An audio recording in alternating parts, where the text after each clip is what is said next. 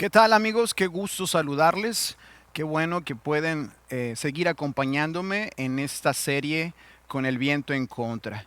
Así que yo le voy a pedir que vaya a su Biblia a Hechos capítulo 1.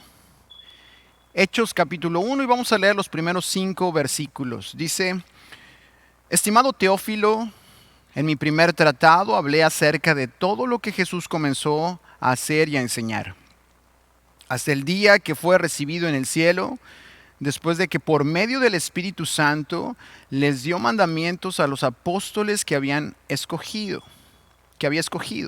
Después de su muerte, se les presentó vivo y con muchas pruebas que no admiten duda. Se les apareció durante 40 días y les habló acerca del reino de Dios. Mientras estaban juntos, les mandó que no se fueran de Jerusalén, sino que les dijo: esperen la promesa del Padre, la cual ustedes oyeron de mí.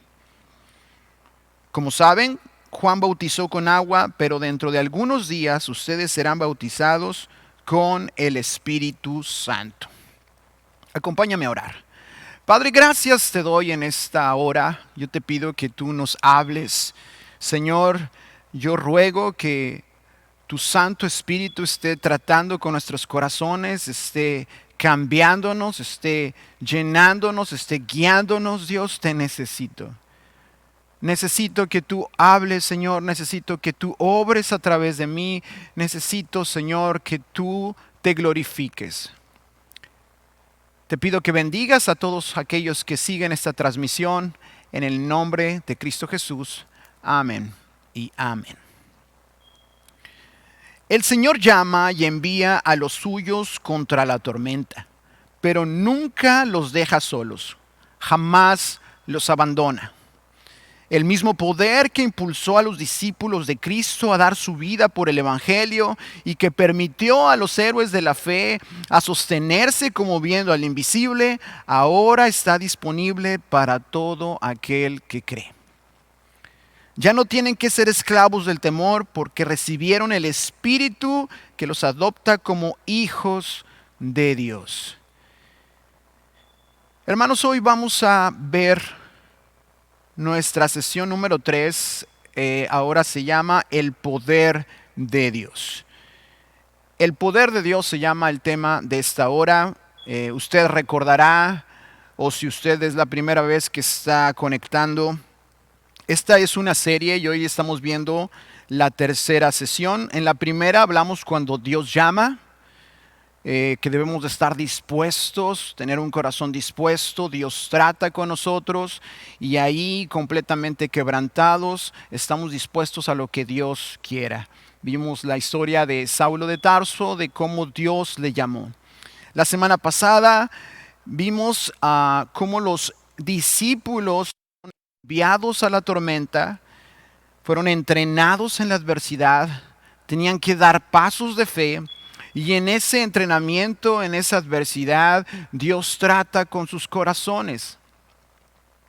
Y el día de hoy hablamos del poder de Dios que nos sostiene contra toda oposición. Entonces somos llamados por Dios, Dios nos entrena, pero no nos deja solos, nos envía al Espíritu Santo para que podamos enfrentar lo que sea. Usted puede encontrar una constante en la Biblia. Si usted lee desde Génesis hasta Apocalipsis, hay una constante en cada victoria, en cada batalla que se ganó. Y esa constante que hace que el pueblo de Dios triunfe es Dios mismo. El poder de Dios es el que da la victoria. Es el Señor detrás de cada hombre y mujer que pudo cumplir su misión, que guardó la palabra, que se mantuvo por fe. El poder de Dios lo sostuvo. El poder de Dios estaba ahí y los llevó a la victoria. Entonces, ¿qué estamos viendo aquí en Hechos capítulo 1? Bueno, usted debe de recordar que el autor de Hechos es Lucas y está dándole continuidad a su evangelio, el evangelio según San Lucas.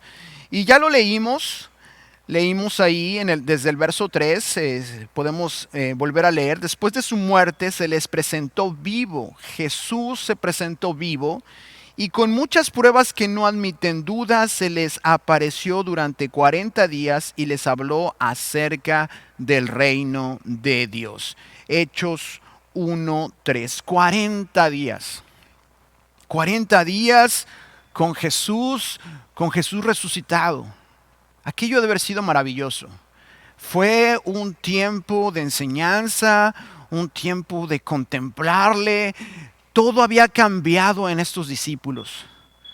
Ya no era aquella confusión antes y durante la crucifixión. Fueron 40 días de un entrenamiento, de una enseñanza, de una comunión con Jesús. Normalmente como que pasamos de largo esto y rápidamente brincamos hasta cuando los discípulos están siendo llenos del Espíritu Santo. Pero hubo 40 días en los que Jesús estuvo tratando con ellos, hablando con ellos y les mostraba de tal manera que no quedaba duda que Jesús había resucitado. Debió de ser asombroso. Después de que le vieron morir, después de tanto sufrimiento, después de tanta tristeza, ver a Jesús sentado con ellos, platicando con ellos. Y entonces, cuando pensamos en esto, meditamos en esto, podemos darnos una idea, si acaso nos podemos dar una idea de lo que pasó en la vida de estos discípulos y cómo su vida cambió. ¿Cómo es que ellos estuvieron dispuestos a darlo todo? Porque ellos vieron a su maestro resucitado. Ellos aprendieron del ejemplo de Jesús, no solamente por lo que escucharon de él, sino que caminaron con él en diferentes momentos. No fue solamente oír la predicación de Jesús, sino que ellos estuvieron en diferentes circunstancias. Estuvieron en la tormenta, estuvieron en la multiplicación de los panes, pero también estuvieron en otros momentos y todo ese cúmulo de recuerdos más la enseñanza de Jesús traería vida al Espíritu Santo para que ellos estuvieran dispuestos a darlo todo. Estos discípulos, usted debe de recordar que cuando Jesús fue crucificado, cuando fue aprendido y fue llevado, estos discípulos pensaron que todo había acabado, estaban tristes, estaban confundidos, las cosas no parecían tener mucho sentido inmediatamente después de que Jesús murió. Lucas hace referencia a su evangelio y el último capítulo de Lucas, Lucas 24, nos muestra cómo Jesús aparece por las primeras veces después de que resucitó y cómo ellos empiezan, no tan fácil, no tan rápido, como ellos empiezan a entender y entonces las cosas cambian.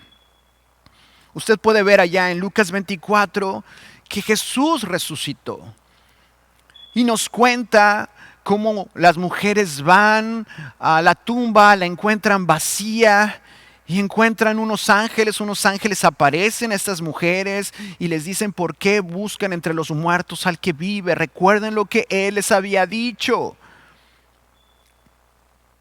Allá Lucas 24, versos 10 al 11, nos dice que las mujeres van donde están los discípulos, donde está Pedro y donde están todos los discípulos, y le dicen, el Señor ha resucitado, nos aparecieron ángeles, y dice ahí Lucas 24, 10 y 11, que ellos las tomaron por locas.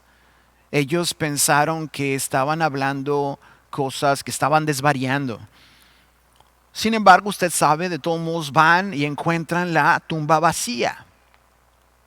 También Lucas nos cuenta acerca, Lucas 24 nos cuenta acerca de dos discípulos que van caminando, camino a Emaús, se van alejando de Jerusalén, van tristes, van hablando de todas estas cosas que acababan de suceder y Jesús se les empareja. ¿Recuerda esa historia? Jesús se les empareja, ellos no le reconocen, Jesús les pregunta por qué están tan tristes. ¿Acaso eres el único que no sabe lo que ha pasado en Jerusalén?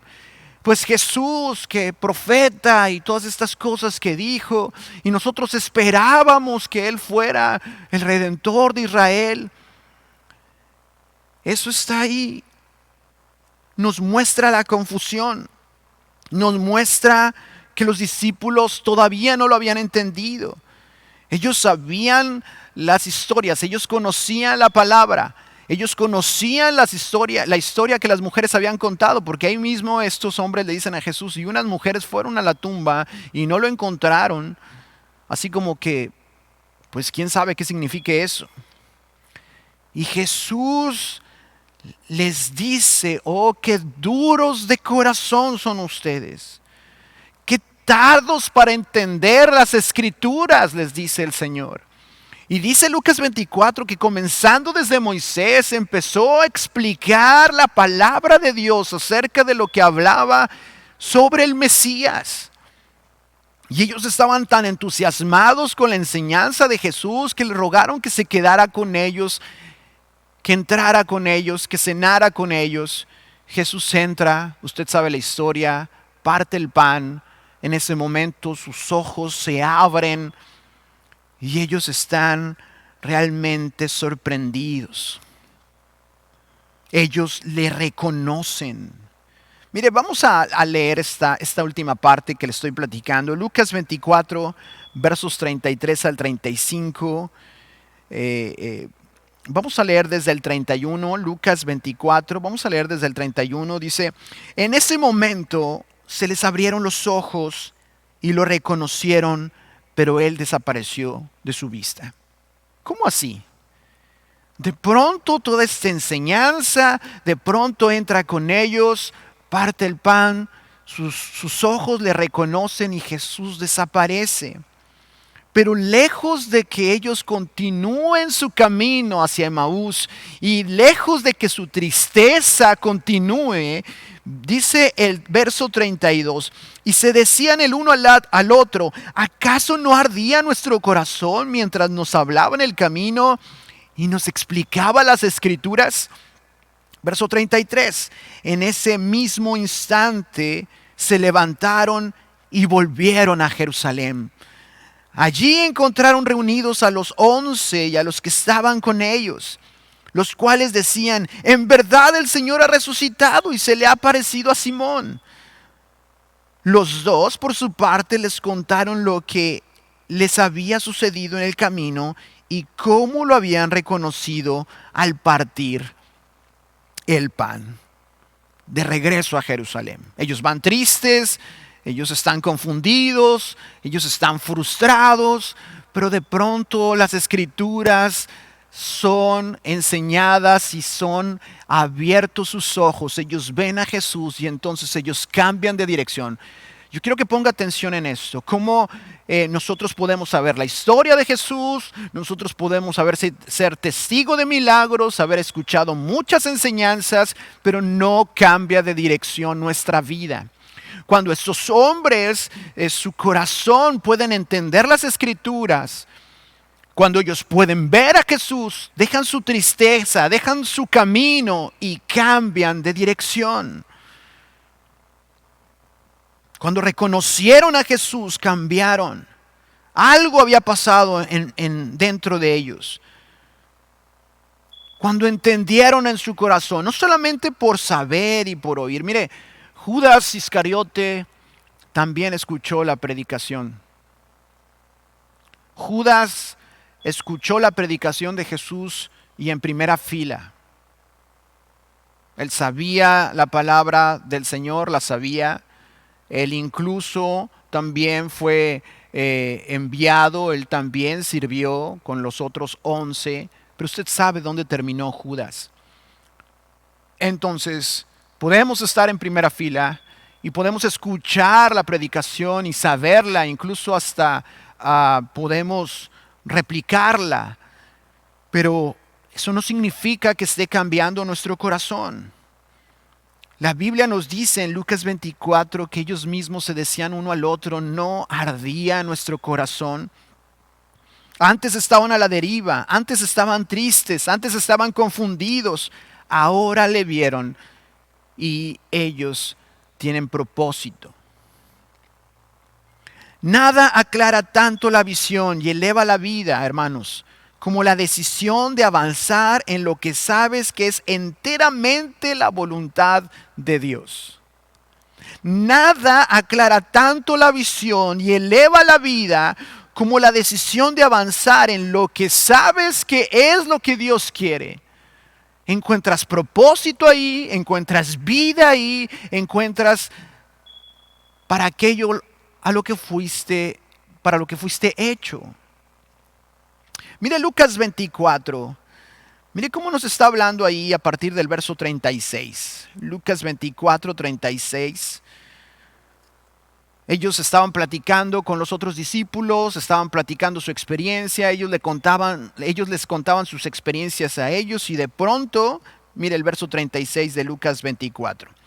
Todavía estaban ellos hablando de estas cosas cuando Jesús se puso en medio de ellos y les dijo: la paz sea con ustedes. Ellos se espantaron y se atemorizaron, pues creían estar viendo un espíritu. Pero Jesús les dijo: ¿por qué se asustan? ¿Por qué dan cabida a esos pensamientos en su corazón? Miren mis manos y mis pies, soy yo. Tóquenme y véanme. Un espíritu no tiene carne ni huesos como pueden ver que yo tengo. Y continúa, verso 40. Y al decir esto, les mostró las manos y los pies. Y como ellos, por el gozo y la sorpresa que tenían, no le creían, Jesús les dijo: ¿tienen aquí algo de comer? Entonces ellos le dieron parte de un pescado asado, y él lo tomó y se lo comió delante de ellos. Eran pruebas irrefutables. Es lo que dice Lucas en Hechos capítulo 1 que ya leímos. La Reina Valera 60 dice pruebas indubitables, que no queda lugar a duda. Esto es justamente lo que está pasando durante esos 40 días que Jesús les dio una enseñanza, una experiencia maravillosa de comunión con Él. Le vieron, le tocaron, comió con ellos. Ellos tenían miedo y alegría. Tenían alegría y tenían miedo. Imagínelo. O quizás no podemos imaginarlo. Ellos vieron a su maestro morir. Y ahora está ahí, sonriendo delante de ellos. Y yo puedo imaginar que Él, obviamente Él sabe lo que está pasando en sus corazones, en sus mentes. Cómo tienen esta alegría, pero tienen estas dudas. Y el Señor les dice, yo imagino sonriendo, le dice: a ver, ¿no tienen algo de comer aquí? Pues quedó algo de pescado, pues vamos a cenar, vamos a comer y seguimos platicando. Y yo imagino a estos discípulos con la boca abierta, viendo a su maestro vivo, hablándoles, explicándoles.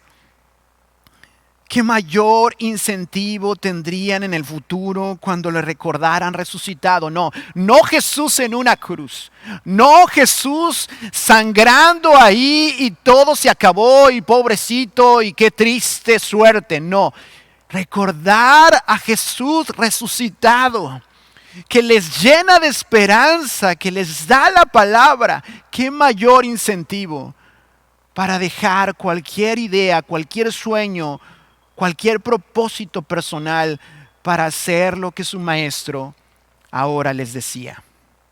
Eso lo cambiaba todo. Eso cambia todo cuando usted ve al Señor, no cuando usted escuchó de Él, no cuando usted aprendió algo de Él, sino cuando usted ve al Señor y Él hace arder su corazón se abre, su mente se abre a la voluntad de Dios, todo cambia.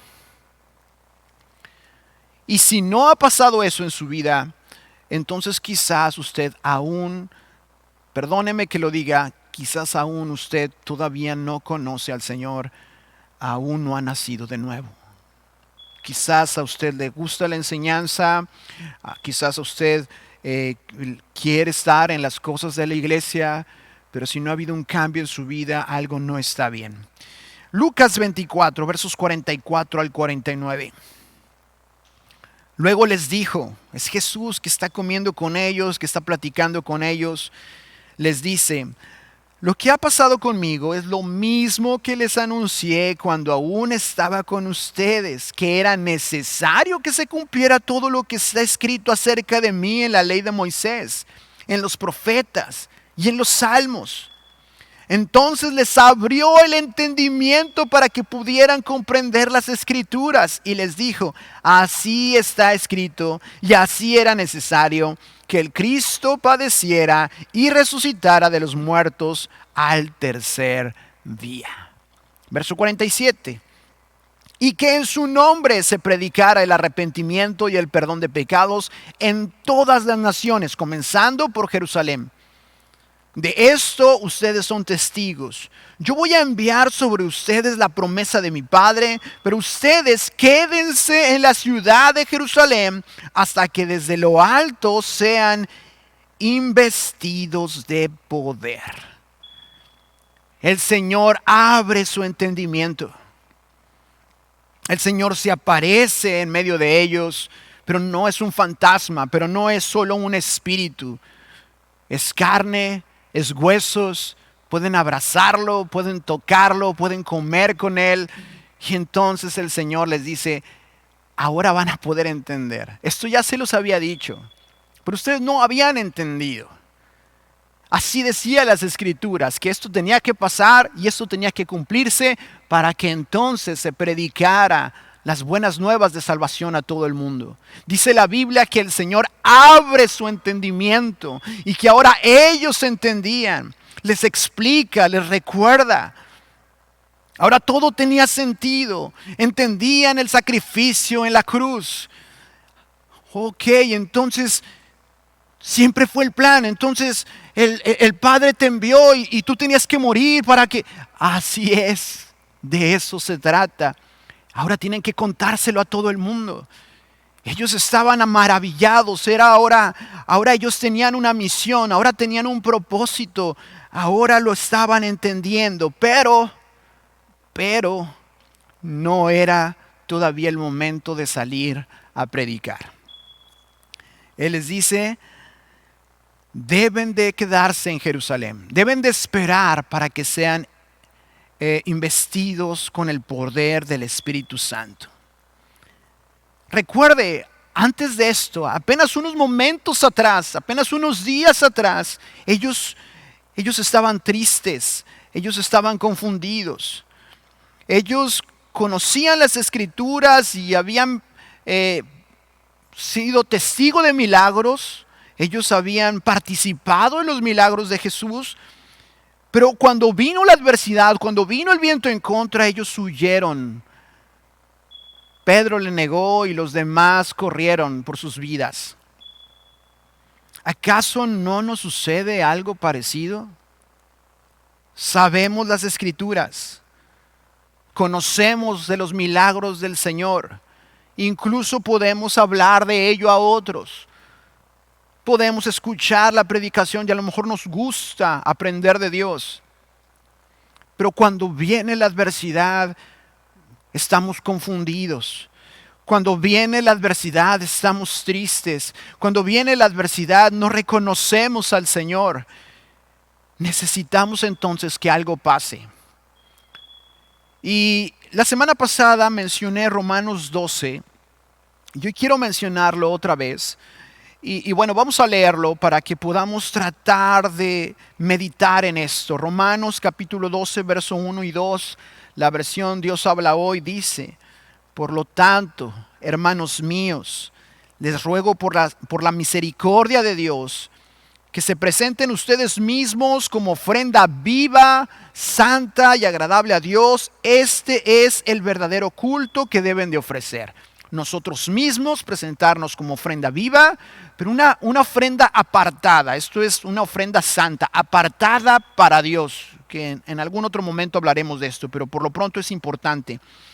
Y de manera agradable al Señor tenemos que presentarnos. Verso 2, no vivan ya según los criterios del tiempo presente. Al contrario, cambien su manera de pensar para que así cambie su manera de vivir y lleguen a conocer la voluntad de Dios, es decir, lo que es bueno, lo que es grato y lo que es perfecto. Necesitamos entender la misericordia del Señor, hermanos. Pero necesitamos que sea Dios mismo quien esté penetrando en nuestro corazón para que este entendimiento tenga un fruto. Por eso Romanos 12 dice, lo acabamos de leer, esta ofrenda viva tiene que ser un fruto, tiene que ser el resultado de entender lo que Dios ha hecho por nosotros. Lo digo de otra manera. Podemos saber las doctrinas de la salvación, podemos saber las doctrinas principales que encontramos en Romanos, en la Biblia, pero mientras esa conciencia no sea clara y real en nuestro corazón, no va a haber un fruto como consecuencia de eso. Como los discípulos que sabían las escrituras, que habían escuchado a Jesús, sin embargo, con el viento en contra, ellos salieron huyendo. Usted y yo tuvimos esa claridad. Si usted ha nacido de nuevo, usted tuvo esa claridad como Saulo de Tarso. ¿Lo recuerda? Vino la luz de Jesús, caímos, si no literalmente, de manera figurada, caímos como Saulo y ahí quebrantados, ahí cuando todo nuestro mundo parecía derrumbarse, entonces dijimos, ¿quién eres, Señor? Y cuando comprendimos la historia de la cruz, cuando comprendimos que éramos enemigos del Señor, cuando comprendimos que el Señor nos llamaba, entonces dijimos, Señor, ¿qué quieres que yo haga? Estábamos completamente a merced del Señor, moldeables a todo lo que Él quisiera hacer de nosotros. Por lo menos una vez, si usted ha nacido de nuevo, usted sabe de lo que le estoy hablando.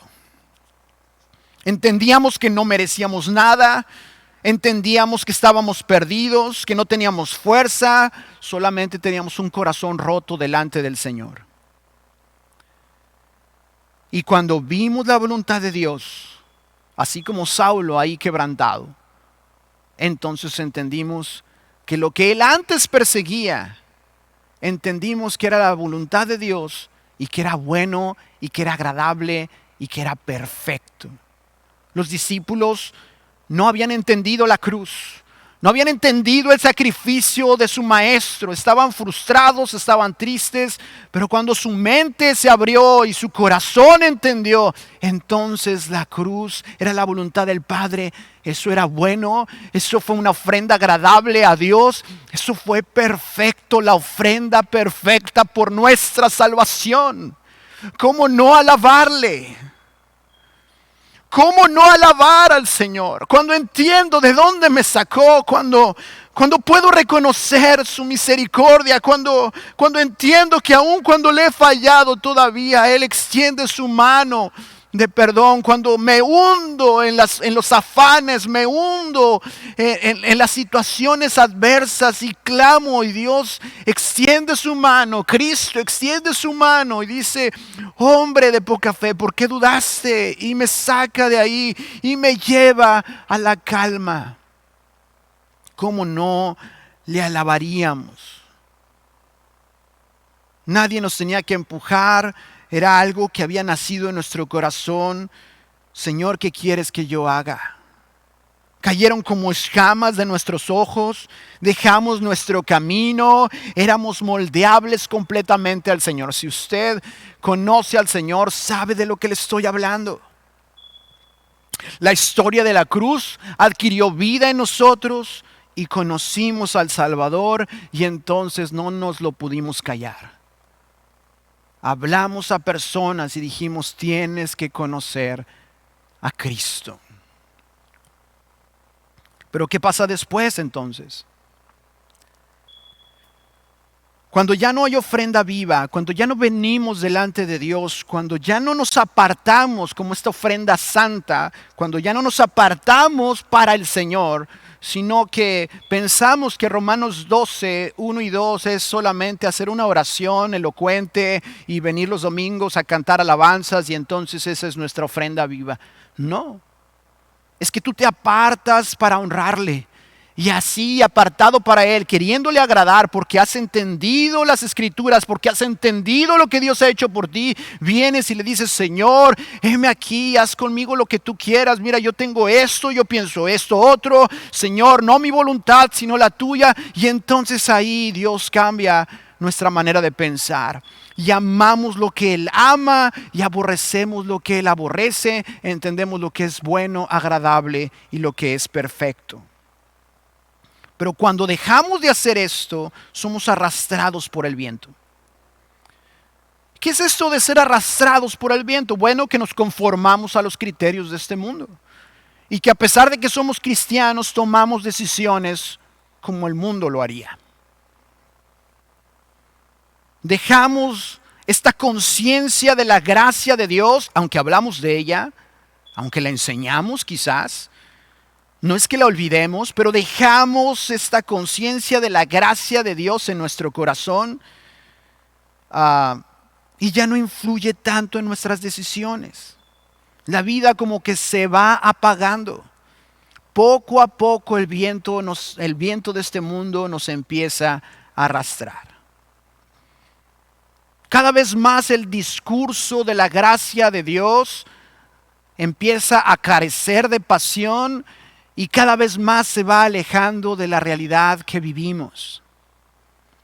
Nos adaptamos entonces a cómo piensa el mundo y así es que tomamos decisiones. Tomamos decisiones en pos de lo que creemos que nos conviene. Lo agarramos en nuestras fuerzas. Queremos combatir al que se nos pone enfrente. No queremos sufrir para nada.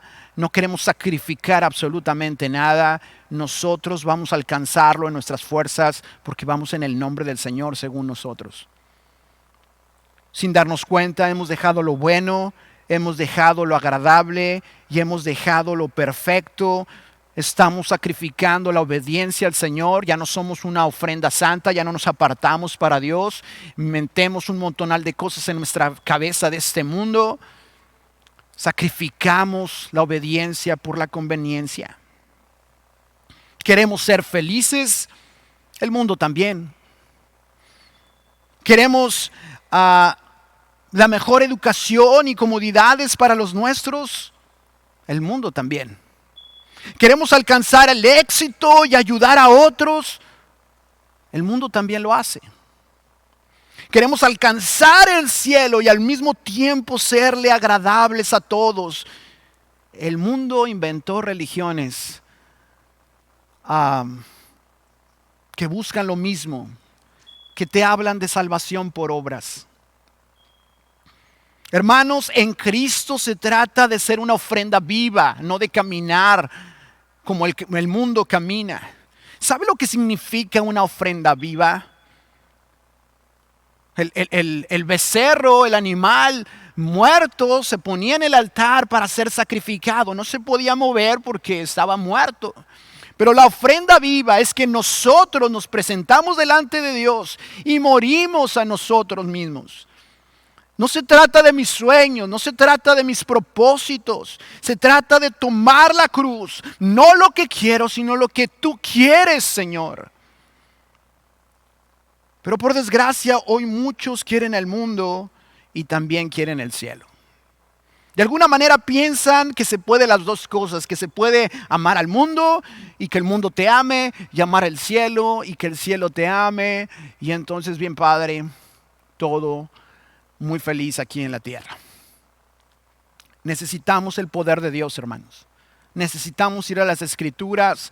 Necesitamos que el Espíritu Santo haga que nuestros corazones sean cambiados a la voluntad y al deseo de nuestro Dios.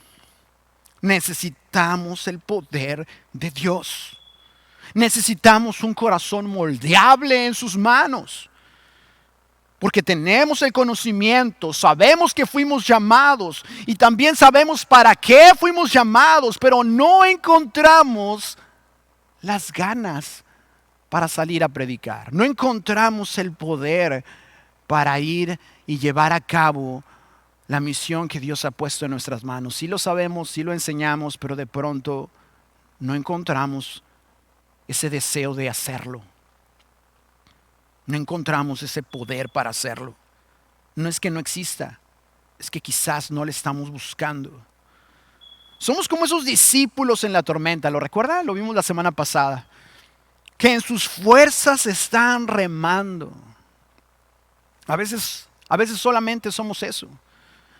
Y están remando y dale Pedro y dale Jacobo, pues yo lo estoy haciendo, pues no lo estás haciendo bien, pues dale más, pues el viento nos está llevando. Y Jesús está ahí y no le reconocen. En nuestros esfuerzos vamos a remar, vamos a llegar al otro lado, vamos a alcanzar, vamos a conquistar el mundo porque yo sé remar. Por esto es que debemos de hacer una ofrenda viva y rogar al Señor, haga su voluntad. Señor, abre nuestra mente, que podamos verte y que pueda arder nuestro corazón. Hechos, capítulo 1, versos 6 al 8. Vamos a continuar donde nos quedamos.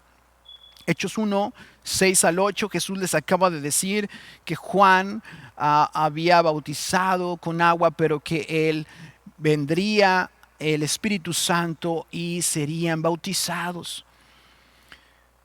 Verso 6 de Hechos 1 dice: entonces los que estaban reunidos con él le preguntaron: Señor, ¿vas a devolverle a Israel el reino en este tiempo? Mire los discípulos, ¿no?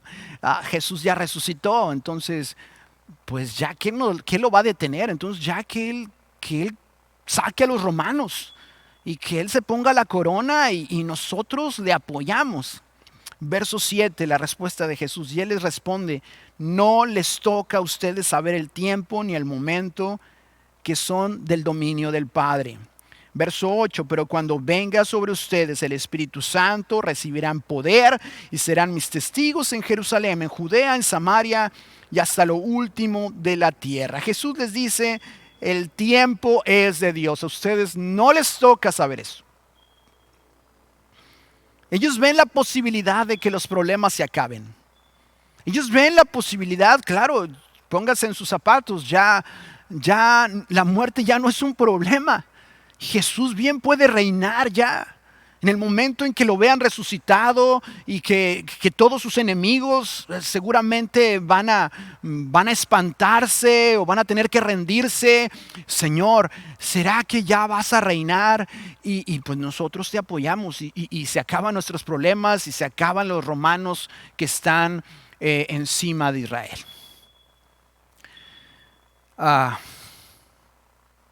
Nos vemos impacientes a veces porque se acaben nuestros problemas, ¿cierto? O bueno, hablo por mí. A veces estamos en una situación difícil y nos impacientamos porque queremos que se haga el resultado que nosotros queremos, ¿no? que nosotros deseamos. Vemos una situación difícil y solamente pensamos en que esto se acabe, que el problema se acabe, que la dificultad se acabe. Eso no sucede. Pero el Señor les responde: eso no les toca saber a ustedes no les toca saber los tiempos, es el tiempo de Dios y a ustedes no les toca saber eso. Pero una cosa sí les digo: van a tener el poder para llevar a cabo la misión que Dios les está encargando. Y entonces las cosas cambian. Cuando entendemos la voluntad de Dios, nuestra perspectiva y nuestras prioridades cambian. Pero ya dijimos, cuando entendemos la voluntad de Dios en nuestro corazón, no solamente de manera intelectual, sino que realmente algo está sucediendo. Entonces ellos querían ver a los romanos fuera de Israel y a Jesús reinando. Yo quiero que Jesús reine. Yo quiero que se acaben mis problemas. ¿Cuándo va a suceder esto? ¿Será que Jesús viene hoy? ¿O que viene mañana? ¿O que viene el próximo año? No lo sé. Pero tengo una misión y Dios me da no solamente el llamado, sino también me da el entrenamiento, pero sobre todo me da el poder para llevarlo a cabo. Recibirán poder cuando haya venido sobre ustedes el Espíritu Santo. Hechos capítulo 1, versos 9 al 11. Dice: después de haber dicho esto, ellos lo vieron elevarse y ser recibido por una nube que lo ocultó de sus ojos. Aquello fue maravilloso. Mientras miraban al cielo y veían cómo él se alejaba, dos varones vestidos de blanco se pusieron junto a ellos y les dijeron: varones galileos, ¿por qué están mirando al cielo? Este mismo Jesús que ustedes han visto irse al cielo, vendrá de la misma manera en que lo vieron desaparecer. Qué tremendo momento. Dice Lucas 24, al final, acuérdese, es el mismo autor de Hechos. Dice: y los sacó fuera hasta Betania, y alzando sus manos los bendijo. Jesús ora por sus discípulos. Y aconteció que bendiciéndolos se separó de ellos y fue llevado arriba al cielo. Ellos, después de haberle adorado, volvieron a Jerusalén con gran gozo y estaban siempre en el templo alabando y bendiciendo a Dios. Algo cambió. Jesús regresará. Jesús no solamente resucitó, Jesús no solamente se fue al cielo, Jesús regresará. Qué momento tan asombroso. Qué momento tan maravilloso. Pero los ángeles les dice: fue un momento maravilloso, pero ya dejen de mirar al cielo, tienen una tarea que hacer. ¿Y cuál es esa tarea? Pues ellos tenían que esperar. Tenían que esperar la venida del Espíritu Santo, y eso no es por voluntad del hombre. Eso no está en control del hombre. El Espíritu Santo es Dios y yo no puedo controlar a Dios. Ellos tenían que esperar a que el Espíritu Santo viniera cuando el Señor lo dijera. Y usted sabe la historia. Yo no tengo que contársela. Usted sabe la historia, lo que pasó después de que vino el Espíritu Santo sobre estos hombres. Ellos fueron rechazados, ellos fueron golpeados, ellos fueron encarcelados, ellos fueron martirizados, pero lo dieron todo hasta el final. ¿Cómo fue que pudieron hacerlo? Porque el poder del Espíritu Santo vino sobre ellos. Pero no solamente eso, sino que habían estado con 40 días de capacitación en comunión con Jesús resucitado. Entonces podemos entender por qué ellos estuvieron dispuestos a darlo todo. De dónde sacaban el incentivo, las ganas, el poder para llevar a cabo la obra. ¿No fue una enseñanza que encontraron por ahí? Ellos recibieron un llamado, ellos fueron entrenados. ¿Entrenados en dónde? En la adversidad. Fueron quebrantados y en ese quebranto fueron transformados por el poder del Espíritu Santo. El Espíritu de Dios hizo la diferencia. El Espíritu de Dios es el que hace la diferencia. No confunda con estas personas que aparentan controlar el Espíritu Santo y que son unos manipuladores y que convierten las reuniones en un asunto bastante triste. No confunda al Espíritu Santo, no confunda la obra del Señor con estas personas y con lo que ellos hacen. A lo que nos referimos es este poder de Dios que hace la diferencia. Tan solo un puñado de hombres y el mundo cambió para siempre. Tenían el poder para ir con el viento en contra. ¿Dónde encontró la elocuencia Esteban? ¿Dónde encontró Esteban el valor para morir predicando, intercediendo por los que lo estaban apedreando? ¿Dónde encontró Pablo la revelación? ¿Dónde encontró la sabiduría para todas sus cartas? ¿Dónde encontró el valor Pedro? Los milagros que se hicieron a través de él. ¿Sabe quién fue? Fue el Espíritu de Dios. Necesitamos el poder del Espíritu Santo para cumplir la misión. Lo necesitamos. Necesitamos que se manifieste en nuestras vidas, en nuestras familias. Necesitamos ese poder a la hora de la predicación para que la gente se salve. Necesitamos el poder del Espíritu Santo que esté tocando los corazones y la gente sea quebrantada y pueda venir delante de Dios. porque en mis fuerzas, con lo que yo tengo, no me alcanza. No puedo contra el viento. La vida cristiana sin el Espíritu Santo, sin el poder del Espíritu Santo, es imposible. Ahora, Él vive en mí. Él vive en usted. Si es que usted ha nacido de nuevo, Él ya vive en usted. Es el Espíritu Santo el que redarguye. Es Él el que capacita. Es Él el que revela. Él es el que convierte. El que convence de justicia, de juicio y de pecado. El evangelismo mundial no se podría llevar a cabo sin Él. No confunda ser lleno del Espíritu Santo con solamente saber doctrinas y luego no vivir esa gracia. No confunda el hecho de saber que el Espíritu Santo habita en nosotros y hablar de la gracia, pero no reflejar esa gracia en nuestras vidas. Recuerde que Judas también sabía la predicación de Jesús. También la escuchó y en primera fila. Más bien clamemos porque Dios obre en nuestros corazones. Más bien clamemos porque Dios toque mi corazón y me haga entender la voluntad de Dios, pero tengo que ir en capacitación con el Señor, en comunión con Él. Tengo que esperar y clamar porque es de Él. Porque yo no puedo forzar, porque es una obra de Él. Porque es anhelarle a Él, es apartarme y ofrendarme para que sea Él quien me cambie. Sea Él quien traiga un avivamiento en mi corazón. La mayor manifestación o una de las mayores manifestaciones del poder del Espíritu Santo debe de ser en nuestro carácter, en el fruto del Espíritu. En nuestro amor por las personas, en nuestro dominio propio, en nuestra amabilidad, en nuestra mansedumbre. La mayor manifestación, una de las mayores manifestaciones del poder del Espíritu Santo es en nuestras vidas, en un cambio genuino en nuestras relaciones.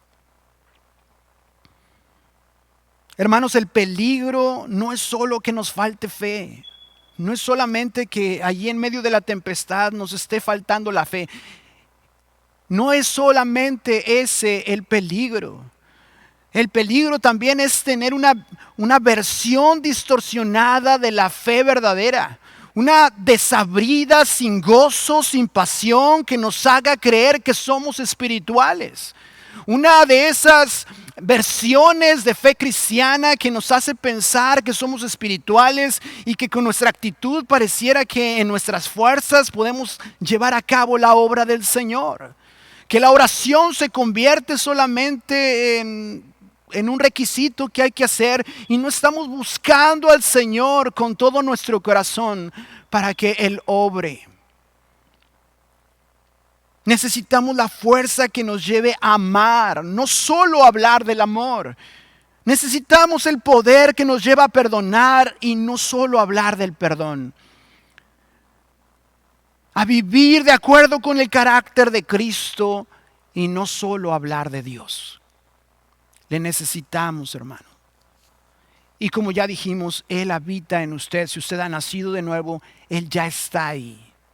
No es así como que alguien me lo traiga y que alguien me lo ponga. No, el Espíritu de Dios está ahí y Él es el que lleva a cabo la obra. Tenemos que buscar a Dios, tenemos que clamar para que Él derrame eso en nuestras vidas aún más, se manifieste aún más en nuestro carácter. Y entonces, en esto conocerán que son mis discípulos, dijo Jesús, cuando se amen los unos a los otros y sea visible este carácter del Señor en nuestras vidas.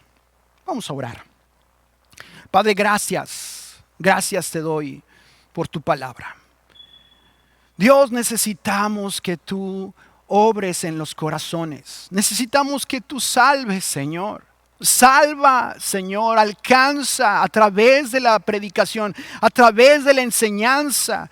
Señor, cuando se está enseñando a los niños en casa, cuando se está predicando en la iglesia, cuando estamos compartiendo con el amigo o en el trabajo, que tú te muevas en nuestra boca, que tu palabra esté en nuestra boca y que tú te muevas en los corazones. Eres tú quien hace la diferencia. Eres tú, Señor, es tu poder, es tu Santo Espíritu quien me alcanzó, es tu Santo Espíritu el que me cambió. Salva, Señor, alcanza, llama, consuela.